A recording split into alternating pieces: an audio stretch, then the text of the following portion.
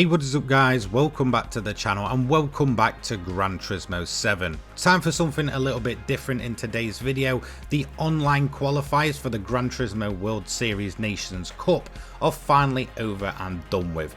These were hosted over a 3-week period on a Wednesday and a Saturday, meaning that this time around one of the major changes is just a short turnaround in events, meaning that practice is an absolute premium, and if you cannot go ahead and get some practice in during those times, then you were really on the back foot. In terms of the events themselves, I fall into the GT1 category with an A+ driver rating, meaning that the returning heavy damage is there once again. Unfortunately, this can lead to basically entire races being destroyed, obviously needing to pit in to get the damage off, and it also sometimes unfortunately allows the little trolls to come out of their basement and cause issues for everyone else during a race, and unfortunately this would be the case in some of the rounds. So we're going to start off for round 1, which is the Toyota TS020 or GT1 over at Circuit de la Sarthe or Le Mans. So with that being said, cue the intro and let's have a look at my journey for the online qualifiers.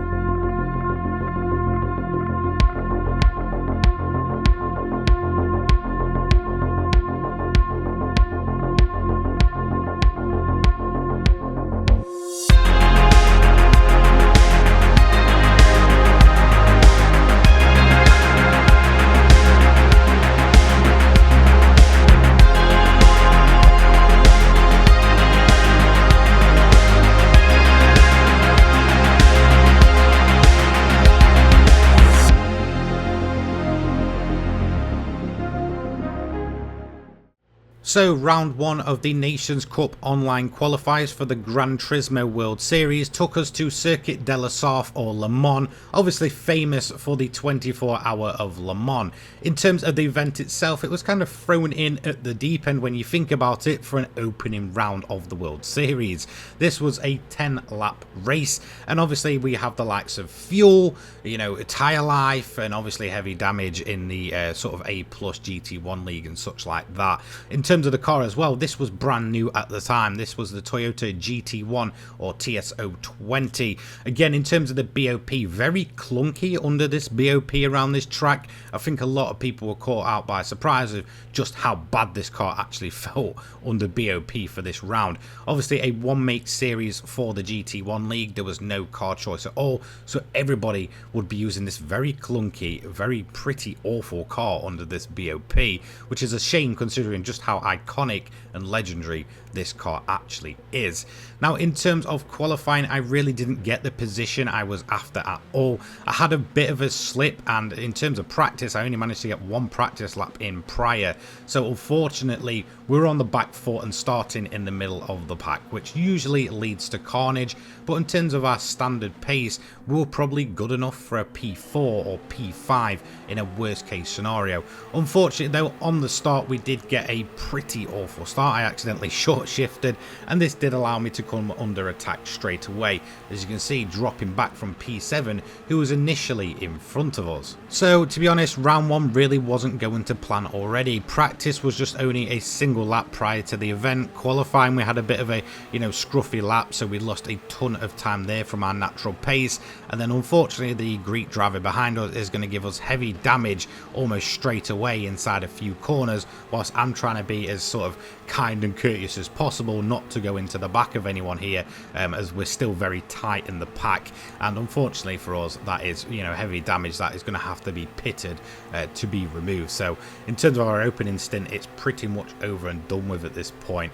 And unfortunately for Le Mans, in terms of the chicanes in that final sector, we're going to lose a ton of downforce there with the aero damage. And unfortunately, because this is the chicane layout, obviously we're going to lose a ton of time coming out of that corner due to that damage.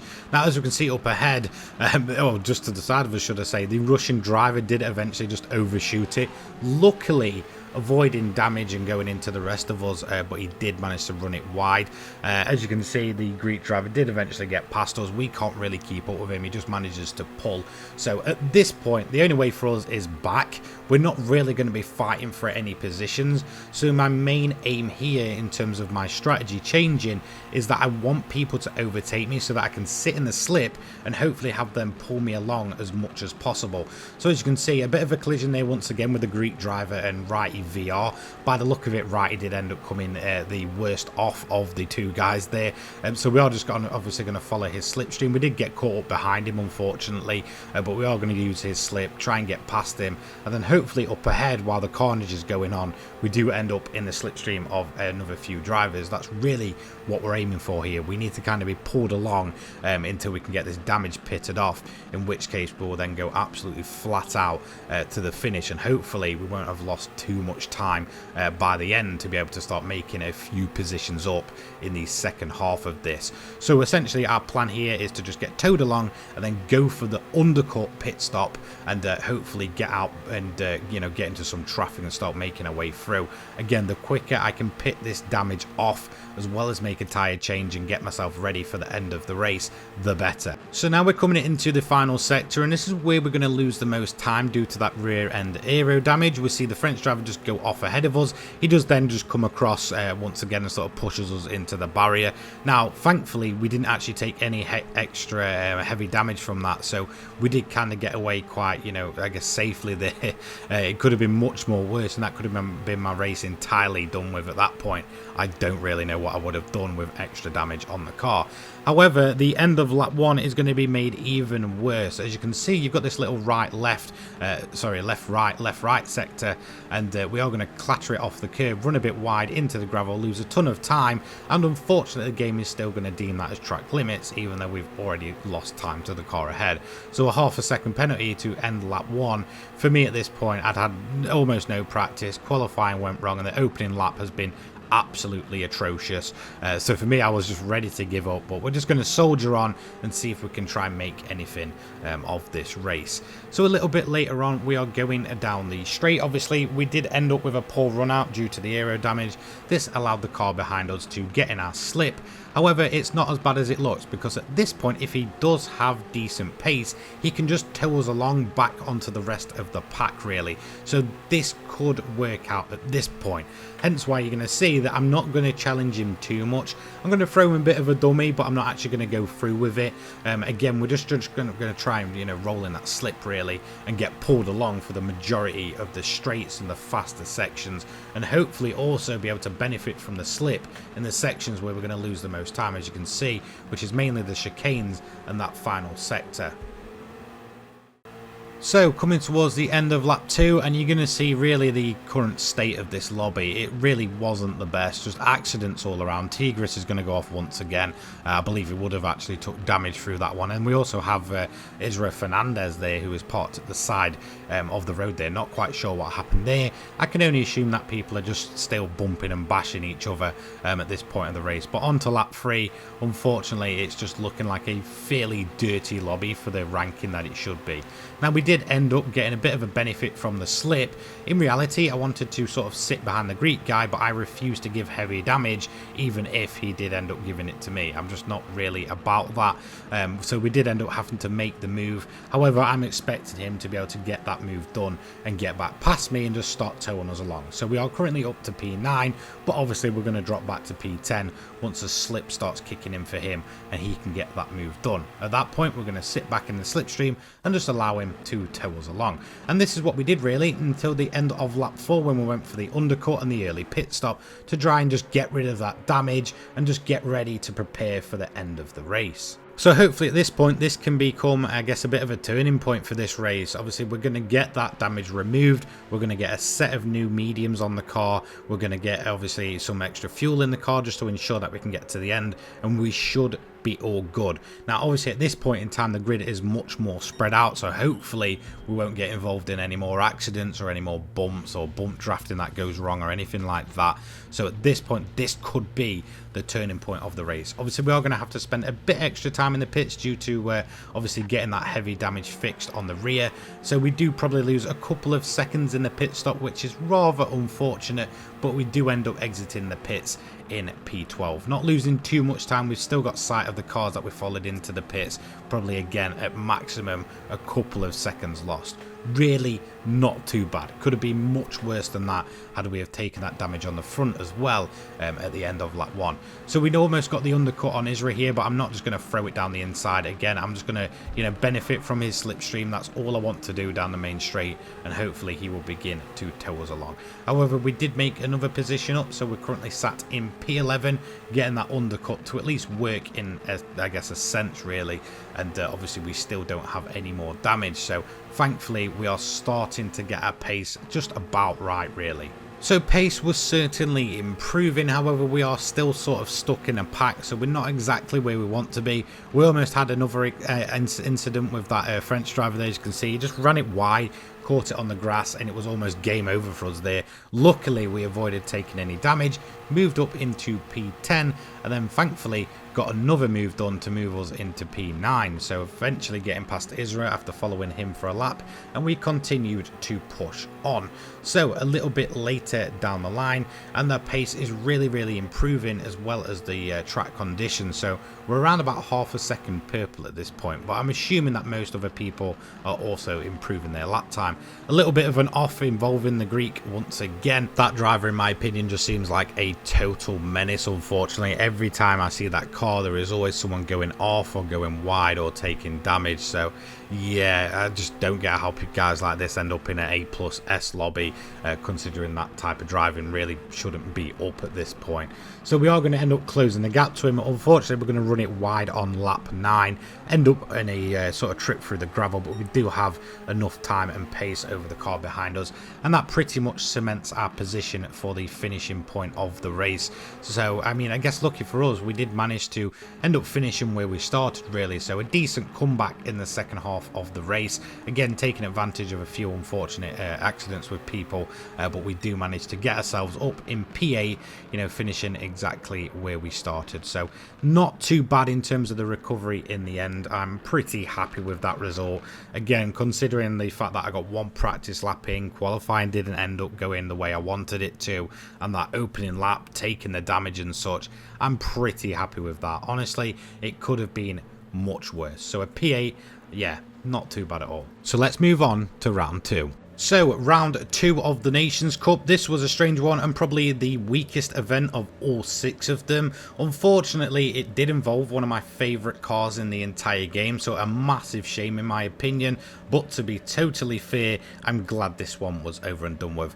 Absolutely my weakest round of the bunch, and I think from beginning to end it was just set against really the entire theme of the Nations Cup. So if you look, it's only a 5-lap sprint after a 5-minute qualifying in a car that is very sketchy around the likes of Watkins Glen, with a bunch of elevation changes and obviously the camber involved again, really made to unsettle the Honda RA272. Obviously couple that with a sprint style race and you're pretty much just asking for carnage. There is no other way to say it.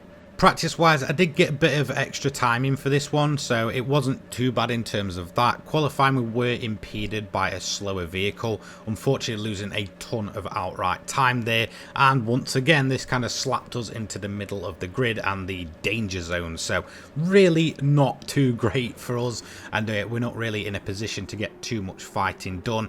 Again, with how sketchy this car and how this you know, race is all set up, I really wasn't expecting anything from this. In fact, to be honest, I was totally happy doing this as a throwaway event. I entered the first race of the day, and after how it went, I was like, there is no way I'm entering another one of these. For me, this is the throwaway event of the season. I am just not bothered.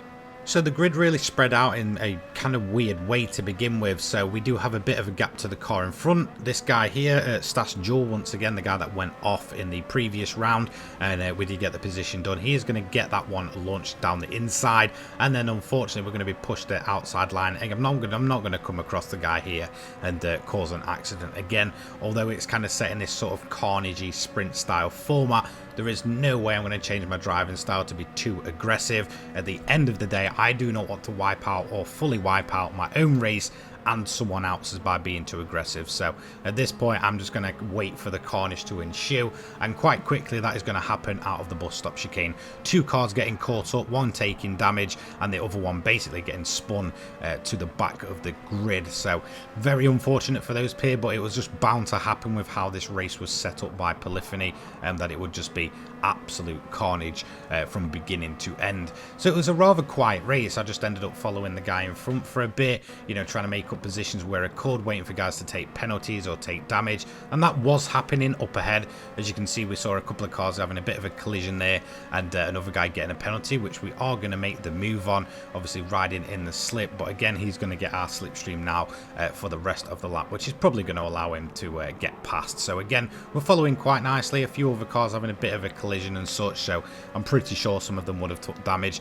However, unfortunately our race is going to come to a massive crashing end, which you're going to see quite shortly. So again, at this point we're just trying to keep our head down. If I can maintain position and just make up places as people crash out, then that would be perfect. However, this is where it really started to go downhill. So Bigfoot did stay in our slip. He managed to get the move done into turn one, which is a fairly good overtaking spot. We're then going to be on the outside line. We do have more momentum, but we're going to lift and tuck back in behind him. At this point we do have the slip. This is going to allow us to catch back up to the rest of the field. Hopefully we do end up with a little bit of a slide there through the left-hander, but we do maintain it and continue on in the slip. And this is where our race is going to go completely the opposite direction. So we've got TNR Wiperman, who is just getting it down the inside at the bus stop. We give him the room. Unfortunately, he's going to overshoot it, going in too hot, run it wide, rejoin the track and give us a massive whack in the front. And as you can see, we do end up with the damage. He does drop back once again, but we are starting to lose pace and time here. As you can see, the damage really affecting the RA272 much more than a lot of other cars, and unfortunately that damage is going to carry us out wide. We're going to get caught on the grass, and that is our race pretty much done and dusted. And on top of that, we do end up with a half a second penalty and last place. So our race pretty much done there. Now thankfully we do end up making a move back on the guy that caused us the damage, again going off at the bus stop a lap later, but unfortunately that was our race done. We've got the damage, the car is massively unstable at this point, and unfortunately we are not going to recover. It was at this point I was like, yep, there is no way I'm entering the latter races. I will just get this one out the way and done with as a throwaway event. So round two, definitely not a great event, and at this point I am regretting entering the Nations Cup.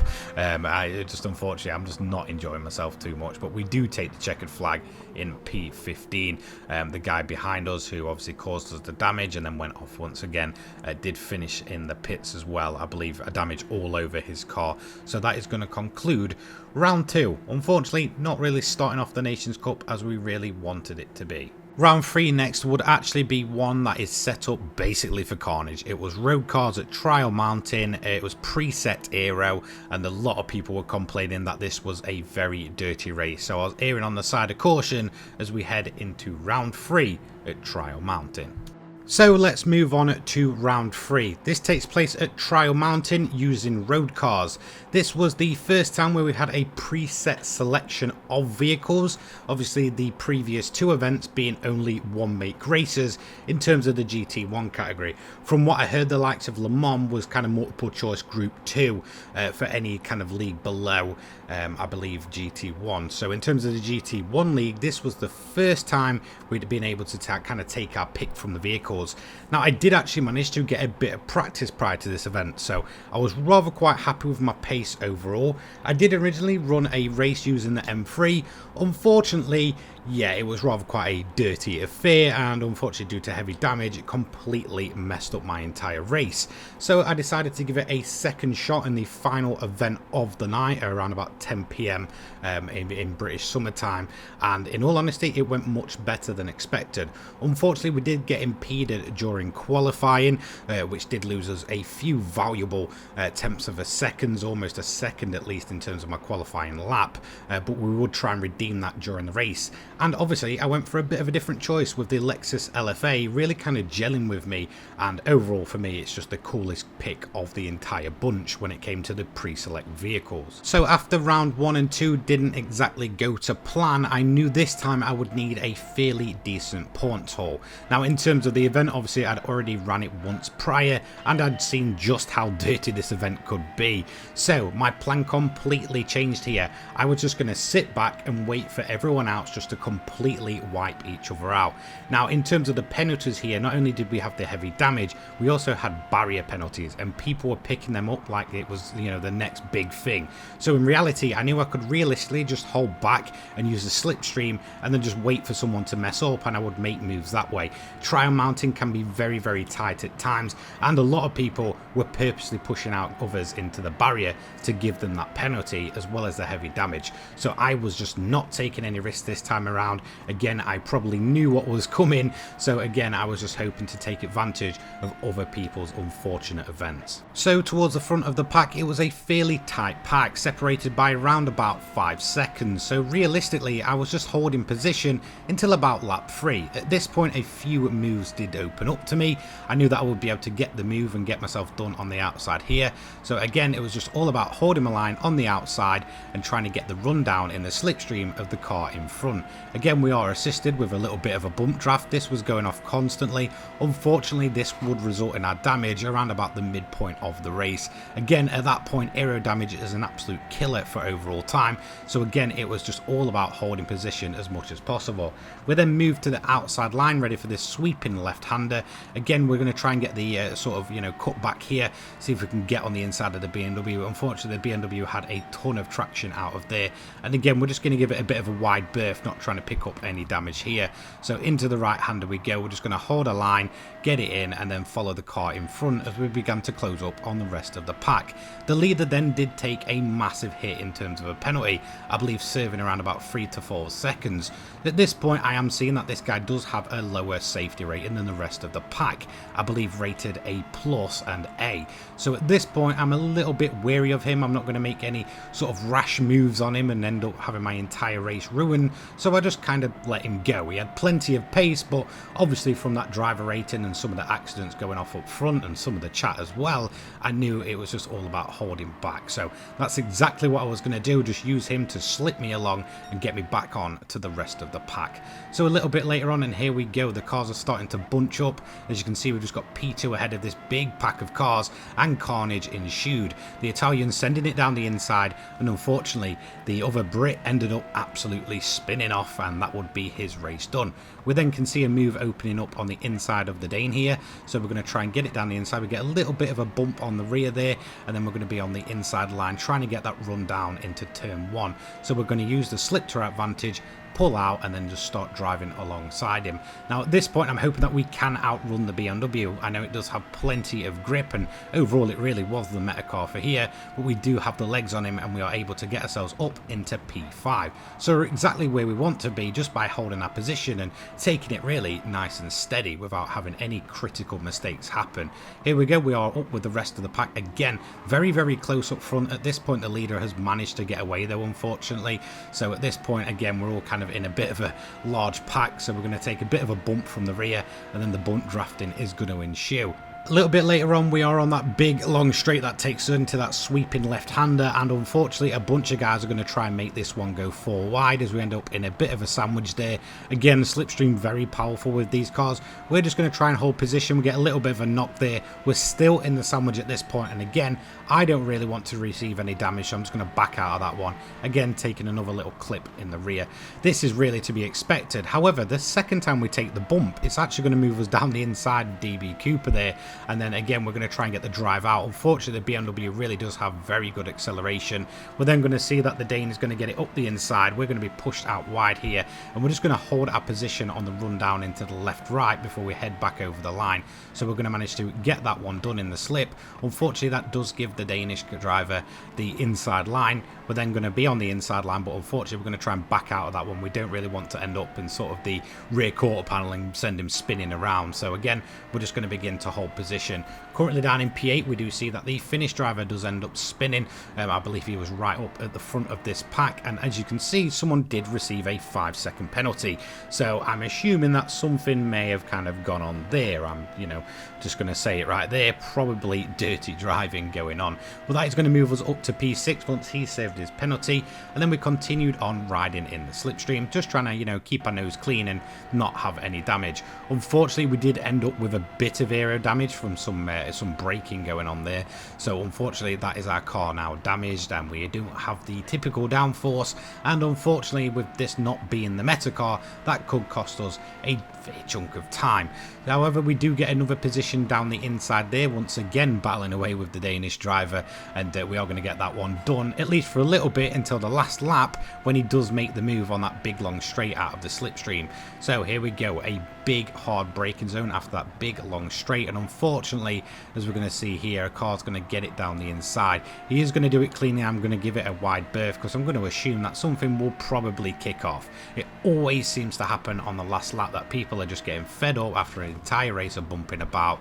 However, we do get even more fortunate with the fact that he then ends up with a 1.5-second penalty from the barriers. So that is going to help us out. We also have another car with a 1.5-second penalty, and everybody else is just completely clattering each other into the wall. Exactly a rinse and repeat from the previous round. However, we are going to manage to get another 2 positions just on the final stretch. So in the end, we do manage to take a P5, which in my opinion, and in terms of my overall target for this event, was absolutely bang on. Yes, some people were unfortunate, but in terms of not running the meta car, overall I was very happy with the LFA, and overall I was very happy with that finishing position. So at the end of round 3, it was a rather decent result. Unfortunately though, a few bad eggs did make this probably the most dirty driver prone event of the entire Nations Cup. However, I was very happy with that result. So let's move on to round 4. So here we go, round 4 of the season. This would take place at Lake Maggiore using the Porsche 917 Living Legend. In terms of this car, I typically absolutely love it. I think it's a fantastic looking car. I think it's a fantastic sounding car. Unfortunately, like many other players were reporting, the BOP for this race around this track was absolutely horrific. The car, just like the Toyota GT1, feeling very heavy and very clunky. For me, this race really showed the flaws that was in the BOP system. It just felt absolutely horrific, no matter what tyre compound you're on. In terms of qualifying, it was a very strange one. I believe the guy at the back in P16 didn't even set a lap, sitting in the pits the entire time, and we only managed to get one single outlap in, got impeded, and unfortunately that was it. It was game over at that point, and we had to settle for P15. So unfortunately, due to that and then receiving a penalty on the second chance of qualifying, we just didn't actually manage to get an entire proper lap in. So unfortunately, P15 would be the starting point. However, there would be probably plenty of opportunities to get some moves done, as this was a 15-lap race and did require a mandatory pit stop. So in terms of the overall strategy, we're going to start on the racing softs. We've got nothing to lose. We're then going to swap onto the mediums for the second half of the race and hopefully be able to pick up a decent haul of points. So the strategy here was just to sit and follow some of the other cars in front and just wait for some mistakes to happen and kind of pick up moves and make moves where we can really get them done in the cleanest way possible. Again, a lot of players reporting from the early race that this was absolutely horrific in terms of the driving standards, and I think towards the second half of the race really is where a lot of that did come out in front of us, and I could just see constant plumes of smoke piling out the back of some cars, and you know, people just trying to impede each other. Unfortunately for them though, that did allow us to start making up moves and positions as we went further into this race. So in terms of lap 1, we do have a car go wide. He's then got himself a half-a-second penalty, and we are going to manage to get ourselves in P14. So he's going to drop all the way to the back of the pack. We're then going to try a bit of a dummy. Unfortunately, the car does actually run wide in front of us, so we weren't able to tuck into the slip. Again, I had no intention of making that move, you know, and getting that one done. However, then we do take our first knock of the race, a little bit of a late lunge there by 6. Now, thankfully, he did apologise after the race, as he did make 2 of basically the same move there, and unfortunately, we are going to have to take evasive action every time and lose some fairly valuable time overall. So we're currently on lap 4 at this point. It's been a fairly quiet race. We're just kind of holding our position. In terms of my strategy, I wanted to be the car that went pretty much the furthest into the entire race. So I want to try and make my pit stop off of the softs at the latest possible opportunity. You know, not chew through them, not wear them out too much, not be overly aggressive. We are going to manage to pick up a rather easy position there to get ourselves back into P14.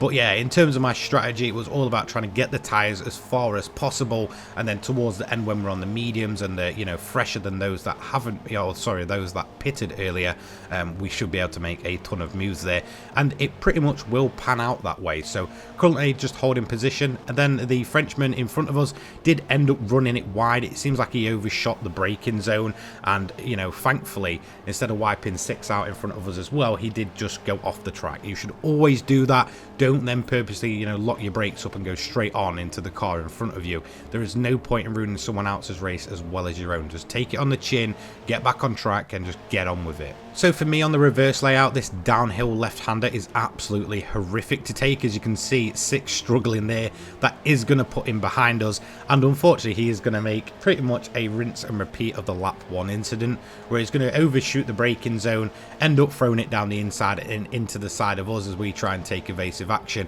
Again, pretty much losing us a bunch of time.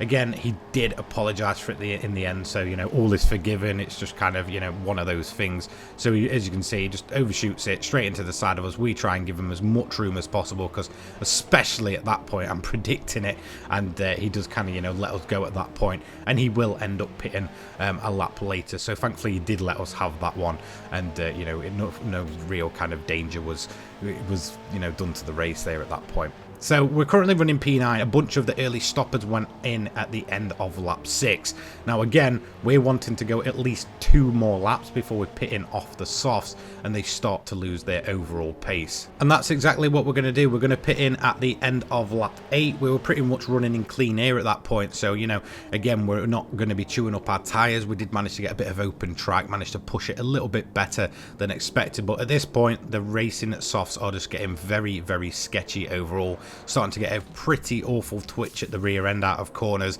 even when short shifting. So that was it. We were pitting in, we're on the mediums, and we are ready to go to the end. Now unfortunately we are going to lose another position coming out of the pits, and that is going to put us in P11, and then we do have one of the fast drivers of the lobby approaching behind us, so we're probably going to be sat in around about P12.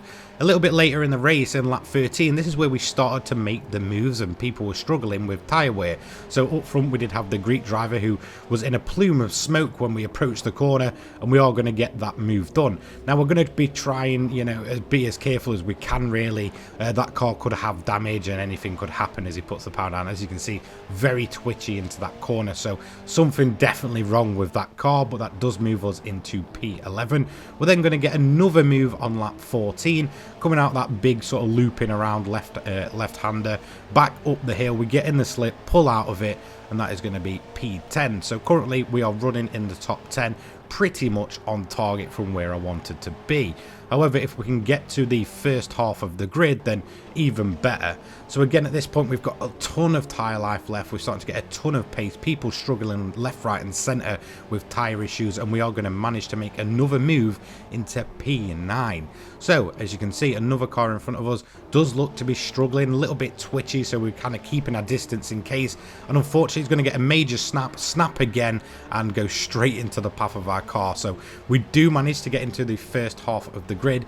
Unfortunately, not really in the circumstances I really wanted. Again, if he'd just managed to keep the car a little bit wide there, I'd have probably let him go, but again, it did just sort of snap back into the path that we were on, and unfortunately we did end up collecting him. But we do manage to finish in the top half of the grid. So do you know what? Overall, again, a pretty solid race, taking the car from P15 with almost no practice, complete botch jobs of qualifying laps. We do manage to get in that top half of the grid. So we definitely exceeded our target for round 4. Unfortunately though, this is a combination that I hope I never ever see again. So there we go, round 4 complete. Let's move straight on to round 5. So round 5 would see Group 1 cars tackle Daytona Road Course, and in terms of one car for the job, it would obviously be the 787B for pretty much everyone. All the other Group 1s were completely pointless.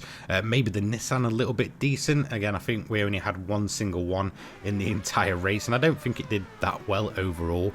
But in terms of the race itself, again, the Mazda's just amazing on fuel, it's amazing on tyres, and you've got that beautiful rotary sound. Now, in terms of qualifying, unfortunately, it highlighted a major issue with the Gran Turismo 7 penalty system. There was huge penalties going off at the bus stop chicane. However, right at the end of the track, you could do a massive cut and not get penalised for it. Yes, it will probably reset you, but you wouldn't actually get a penalty, meaning you could shave some incredible amount of time off your lap. However, you would then risk another lap. So unfortunately, the penalty system completely botched for this in terms of the qualifying, hence why we are down in P11. There were no way I was going to run that and then get reset and have to completely retire myself to the pit to then restart the lap. During 10 minutes of qualifying, I would only get half the amount of laps in that I could do, obviously, without doing that cut there. So we're down in P11. In terms of the car itself, it is a bit of a tricky one. So honestly, I fully recommend just running the traction, especially off the start. As you can see, it's turned straight back off, and then we're going to start running in the dirty air, which is going to be a major issue for this car. You're going to see cars wobbling about constantly, overshooting braking markers. It was just absolutely horrific. These Group 1 cars are pretty terrible for racing. There is no other way to put it. Dirty air with these vehicles is awful. As you can see, people getting knocked about left, right and centre, and you know, I guess in a way for us, we've benefited and ended up making up a couple of positions on the start. Unfortunately, another YouTuber, Papajuku, he is going to end up getting flung off and completely reset. That moves us into P8, but unfortunately we can see really where the standards of this race is going. Am I going to sit there and say a lot of it was intentional? Probably not. Again, that dirty air is just absolutely awful for these cars. They're really not good for following. If you're really up close where you would naturally be in the likes of, you know, Group 4, Group 3 and Group 2, it's just not going to work out well for you. You're going to get major dirty air. You're either going to overshoot it or just end up in the back of someone, and then again, it's just going to be a complete mess of a time. So we're going to end up dropping to P9. I'm not going to make the move there. Again, I don't want to take damage and I don't want to cause damage, so we're just going to sit back and let the carnage unfold around us. So in terms of my strategy for this race, I will be doing a pit stop on lap 8 and lap 16. It was a mandatory 2 pit stops for this race. We can only use the racing mediums as well.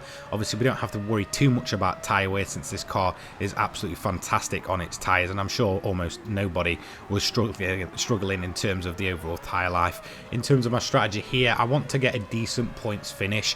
Again, just to get some solid points finishes towards the end of the season. I don't want to take any risks. Unfortunately, again, when it came to this event, I had no practice pretty much. I think I got like 2 laps of practice in, straight into the qualifying, and then noticed that people were just completely chopping half of the track out. So at this point, we're pretty much up against it. So if I can get a decent, you know, first half points finish, then to be honest, I'm happy with that. Again, I'm bagging points where I need to obviously get myself on these boards here. Obviously, I'm not trying to get myself into the World Series finals or anything like that. I just want to, you know, do well in terms of the overall sort of leaderboards and such like that. So again, that is all I'm trying to do, is just settle for a nice clean points finish and just keep bagging them in, where a lot of people will be having pretty rough rounds or being overly aggressive and just completely dropping points. So overall, it's a very quiet race. We pretty much had the leader that was just out on his own at this point. In terms of the rest of the pack, there was a nice big gap between sort of the front pack, so from second backwards to around about my position and just behind. After that, there was a huge big gap between a bunch of other cars. Now, in terms of coming out from my first pit stop, unfortunately, we did get held up by this car in front. Again, he was going for sort of a longer pit stop strategy, so he's going to be running much deeper into this race. So unfortunately for him, he's ran it so long that his tyres are starting to sort of, drop off. You can see there's the dirty air there, where even that far back it can really unsettle the car. We're going to see another car end up in a collision. He's then going to drop out. So we do move ourselves back into P10, but we are basically being held up here by this slower car in front. However, that is going to be great for our fuel economy. We can really stretch it out and take less fuel on the second stop. So whilst we're losing time here, we can probably gain it under the pit stop. Eventually, he did pit in at the end of lap 11 going on to lap 12, which would probably be his standard strategy for this race. He's probably going to go for a mid stop and then a stop on the final lap as well to get those mandatory pit stops done. So we pit in at the end of lap 16. Now obviously, because we spent so much time actually saving fuel in the slipstream of that car in front after our first pit stop, we can now use less fuel. As you can see, we've got 11 on the fuel, whereas a lot of other cars are running 1, 2, 5 and such. So again, we're going to have a much quicker pit stop here. So we're going to get obviously the new set of racing mediums on. We're going to fill the car up to where we need to get it, and then we're just going to get straight out there. So again, although we lost time, ended up being sort of caught up behind that car at the opening of the last pit stop, we've managed to take time away from that car in front pretty majorly as well, just by managing to save that extra fuel. We nearly end up with someone in the back of us though as we end up coming out, and he does not have to pit again. I believe he did do a stop the lap previous, so that one nearly did work out for him, and in fact it would a little bit later on. So on lap 21 he did get the move done around the outside, so now we are really going to have to battle for that top half points finish. Now at this point, obviously we don't have to make a pit stop, so there is no advantage just sitting behind him and saving fuel. He did end up picking up a half-a-second penalty, so although we was closing in on him with the slipstream, we did manage to get that move done and dusted there at the end of lap 21 going on to 22. A little bit later on, my absolute lack of trust in Gran Turismo players became very clear as people just bumping each other about. This did allow me to move out of the slipstream of those two and basically just secure my P8 really. So in a sense, I'm glad I was not anywhere near those guys. I would have been absolutely gutted if I'd have been caught up in that one. But eventually, we do take the checkered flag with a P8 after 24 laps. Not too bad at all, and another solid bunch of points on the board. So there we go, round 5 complete, on to the final round. So round 6 of the season, the final round of the Nations Cup, would take us to Spa in the Red Bull X 2019 in both the competition and the 25th anniversary edition. There is no difference between these cars, it is pretty much only a livery. Again, we can't use garage cars, so it is all about just what we are given. There's no custom liveries or anything like that. Bit of a shame though to finish up the season in that way. In terms of the overall, race strategy, so it's 22 laps. We have to use all compounds of tyres, so I've pretty much got my strategy spot on. Thankfully, I did have a great amount of time to practice this one, so I was feeling confident, and this is going to be my second race of the day. Whilst my third one was probably the better of the bunch, unfortunately we took aero damage and completely lost out on a podium position. So I'm going to be showing you race 2, which overall was my best finishing position, even if it wasn't the best race possible.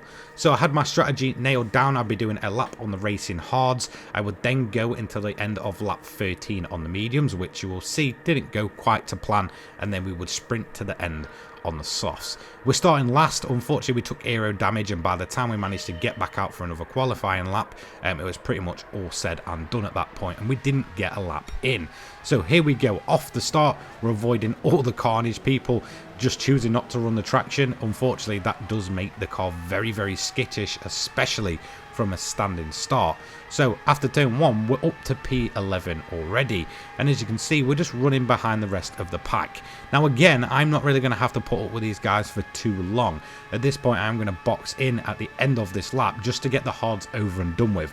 At that point, I don't have to go on them again, and I don't have to run them any further in the race. Now, unfortunately, we were meant to pit at the end of lap 13 to go onto the softs, but a lapse in concentration meant I pitted a lap earlier, and unfortunately at the end of the race we had almost no tyres left, which will cost us a valuable and key position. So already we're up to P10, so we've started last on the grid and we're already moving forward.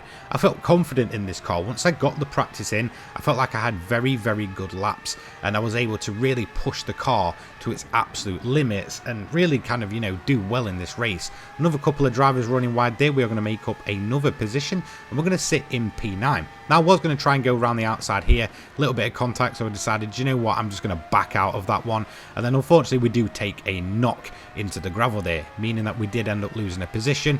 Fortunately, no aero damage there, so we don't have to box in and wait around for damage to come off the car. I am assuming though that Carlsberger here up in front of us does have damage, as we basically flew past him. And as we can see, we're already gaining on the cars in front. I can only assume that they've taken a little bit of an aero knock at some point. Aero damage on this car is horrific. It can cost you upwards of 2 seconds per lap just for minor damage, and unfortunately that's what happened to us in race 3, and unfortunately we're going to pick up aero damage there. Someone straight into the back of us. We've got no control over the car. We end up in the side and then spun around. So unfortunately all that hard work on the opening lap to make up those positions is completely gone, and now we're all the way back in P16. Frustrating to say the least. As you can see, we've got a ton of damage both to the rear with that aero there and also to the rear right hand tyre. So at this point we are going to have to waste a few precious seconds just getting that damage off. I guess in a way we are lucky that the damage came at this early stage and we don't have to run around with it on due to strategies. So at this point the damage will be off and we just need to keep it nice and clean for the rest of the race. Hopefully we don't come out in a big chunk of cars, or else that could really cost us a bunch of time. So here we go, on to the racing mediums, and this would be our longest stint of the entire race. So it was time to just knuckle down and get this race done and dusted. However, before we do that, we're going to look at what happened with the accident. So we just take a bit of evasive action, and I'm assuming the car in front just didn't see us coming across. However, with the absolute pace he was going at, it doesn't feel like he really had much intention to stop other than just throw it up the inside of a bunch of cars. And unfortunately that did cost us those valuable positions that we made up on that opening lap. In terms of a lap later, we do start making some more moves. As you can see, a bunch of guys pit in for some reason on the second lap and not the opening lap. At this point, I can only assume they had the aero damage. We are currently running in P11. We see a plume of smoke and then a guy leave the lobby. So that is going to move us into the top 10 positions. So at this point, although we did have a bit of a rough opening lap and everything was pretty much up against us, we are starting to move up through the field. Again, plenty of pace in comparison to some of the cars around us. So at this point, we're really beginning to push on. The car in front of us here, I can only assume took a bit of an aero knock as well. As you can see, look how slow it makes you when you start getting that aero damage in this car. So really unfortunate for him, but we are going to make another position, and he does just, let us past at that point. So honestly, props to him. He didn't want to hold us up, and the best thing for him is to let us just, slip him along. Then we do end up seeing Cass once again, the guy that did give us that big whack at the start of the race. And unfortunately, or I guess more fortunate for him really, I am not one for revenge, so I just let him serve his penalty and get on with it. Again, we're making more moves and we're up to P5 at this point. Unfortunately though, I am going to make the mistake here and a lapse in concentration and pit one single lap too early. Unfortunately, this means that on that final lap our tyres are basically going to be completely gone at the rear, which is just an absolute shame really, because again I felt like I had plenty of pace, and the fact that we'd started from the back of the grid and we were really pushing on forward is just a massive missed opportunity, and it will cost us in the end unfortunately, which I will show you. I guess in a fortunate way this would be our best finishing position of the entire season, and it would give us the best points haul to finish off, and it would also be the best amount of I guess best finishing position of the 3 races. Again, it just feels like a massive missed opportunity in race 3, where it was a car that was yet to take a pit stop that got overtook and just went straight into the back of me to cost us a podium position. So really just feel like this was a missed opportunity in these races. I felt like I had plenty of pace, I was confident, I was just absolutely flying in comparison. So we're currently running in P6, as you can see, on lap 18, and we are currently the fastest car on the entire track. We are massively pushing, we're running really well, we're starting to take time out of the pack in front of us, and I really feel like I can do something with this race. And then unfortunately the tyres just completely dropped off a cliff. We ran it wide, we end up clipping that curb there, and it just spins us all the way around. And as you can see, the rear tyres completely red at this point, meaning that we're going to have to crawl home, couple that with now aero damage, and it's all about survival at this point. Luckily we only lost one single position there, and we are going to finish P6 overall. It is unfortunate that it was a missed opportunity of a podium in our third race, and unfortunately we did end up down in P10 there with the aero damage, and this would be our best result of the day. But that is racing, sometimes it just doesn't go your way, and today would just be one of those days. But overall, a massively enjoyable final round, a ton of pace in the car, and just really enjoyable overall. So there we go, our Nations Cup comes to an end with the 2024 online qualifiers. As you can see, League GT1, this is how we managed to stack up. In terms of our overall rewards for secondary area, we did come P1, taking 900k. For my main area, it was third place overall, so 225k for that one. Domestic rankings was 56 in the UK, and Europe and the Middle East were 296th, giving us over 4 million credits with that one. And do you know what? I massively enjoyed this season. I expected almost nothing from it. I wasn't even going to enter in the first place, and do you know what? I'm glad I did. I actually had a ton of great time here, even with some rounds being very little practice or some rounds just not going to plan. I just found myself having a great time doing something just a little bit different. Unfortunately, yes, the format has changed and there's almost no practice time between rounds, and unfortunately sometimes these kind of events do bring out the worst in drivers, with some very appalling driving at times. But overall, the Nations Cup, in my opinion, exceeded my expectations, and I had a great time and a ton of fun taking part in this one. Again, I just wanted to do something a little bit different. I thought I'd just do a roundup of my Nations Cup. I will probably do the same with the Manufacturers Cup. Hopefully I can get in there for all of the rounds, even if, again, I'm lacking a bit of practice for some of them if I just don't quite get the time. Anyway, thank you so much for watching. Big thank you to all of my channel members as well, and you guys who took your time to get this far in the video. Have a fantastic day, guys. Take care. Peace.